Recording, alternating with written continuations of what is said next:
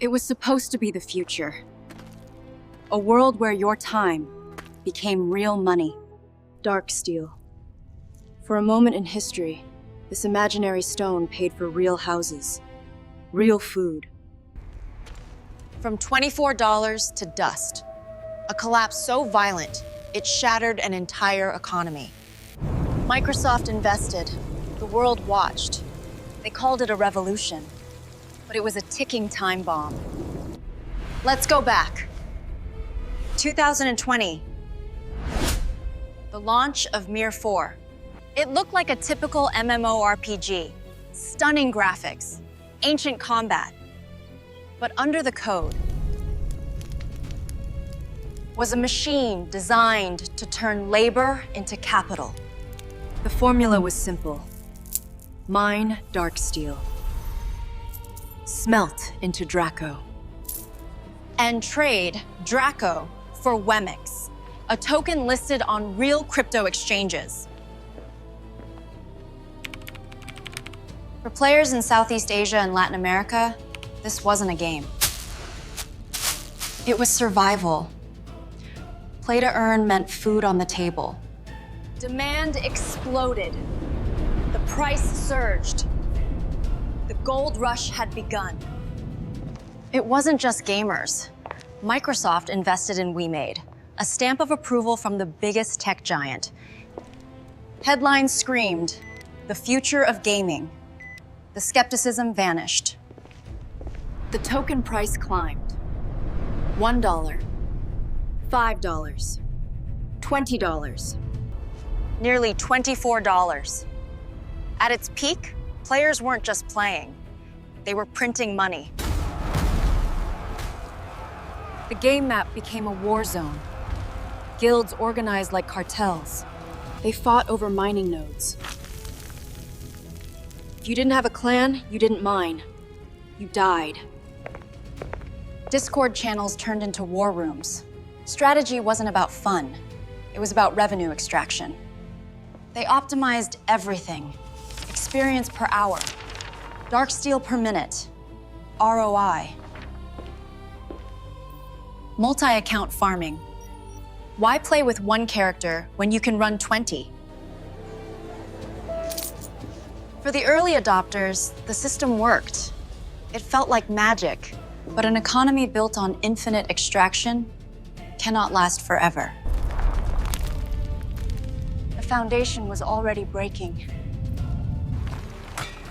But success attracts parasites.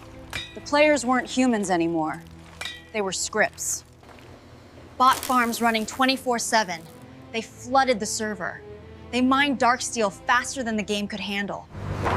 Hyperinflation. Too much supply. The scarcity that gave the token value vanished overnight. DRACO collapsed. Earnings per day dropped from dollars to pennies. The dream was bleeding out. But the bots were just a nuisance. The real killer was inside the company, a secret vault. But the blockchain showed another. Millions of extra tokens had been sold secretly. They were dumping tokens on the market, diluting the value of every player's hard work.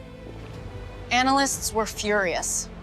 In crypto, transparency is God, and WeMade just committed a cardinal sin. They revised the numbers. They apologized. But the trust was already broken. Investors started to run. The South Korean exchanges issued a warning. And just when they thought it couldn't get worse, the hackers arrived. The WEMIX Playbridge, the secure link between the game and the world. It was supposed to be impenetrable.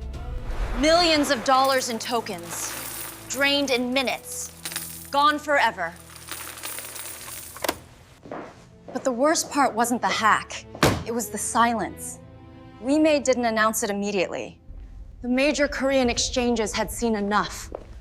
The fake numbers, the hack, the cover-up. DAXA made the call. Delisted. Upbit, Bithum, Corbett, they all pulled the plug. Liquidity vanished instantly. If you held WEMIX, you couldn't sell. You were trapped in a burning building. The price crashed 70%, then 90%. The $24 dream became a single-digit nightmare. The institutional investors went silent. The legitimacy evaporated. The internet cafes in Manila and Brazil went quiet. The gold rush was over. Gamers were left holding bags of worthless tokens. The play-to-earn revolution was dead. And so, we returned to the ruins to ask the final question. To understand the cure, we must dissect the disease. MIR4 didn't just die from a hack. It died from bad math.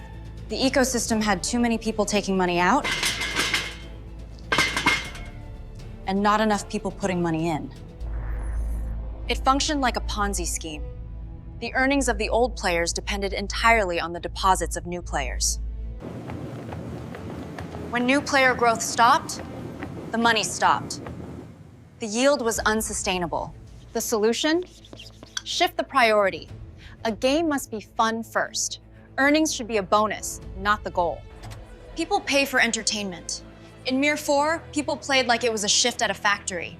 That creates misery, not value. Solution 2, sustainable sinks. Players should spend tokens on cosmetics and status, not just ROI. Burning mechanisms. The game must destroy more tokens than it creates to keep the price stable. Solution 3, external revenue. Money must come from outside the loop. Advertisers, sponsorships. If the only money coming in is from new players, it's a pyramid. If it comes from brands, it's a business. Stability requires asset ownership, not just token farming. Owning the land, not just the crop. Solution 4, aggressive sinks. The game must force you to spend just to survive. We call this the burn. Potions. In MIR4, if you want to mine AFK, you need health. Health costs Darksteel. It's a tax on existence. Dungeon tickets. Access shouldn't be free. You want the high-level loot? You have to pay the toll. Character reborn. You must bury resources into your avatar, making it stronger, but making the supply scarcer. The character NFT. Instead of dumping tokens, players trade their leveled up characters. Value stays inside the system. If players spend as much as they earn, the price stabilizes. MIR4 failed because the faucet was bigger than the drain. But mechanics are useless without trust. The undisclosed supply scandal killed WEMIX. The solution is radical transparency. On-chain verification. No more secret spreadsheets. Every token move must be visible to everyone, instantly. Third-party audits. You cannot grade your own homework. External regulators must hold the keys. Real-time disclosure. If WeMade had shown the supply data live, the panic selling wouldn't have happened. DAO governance.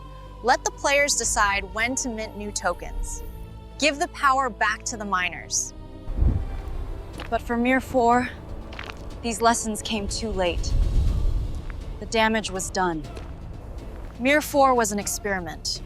It proved that gaming can create value, but greed can destroy it faster. I am Althea.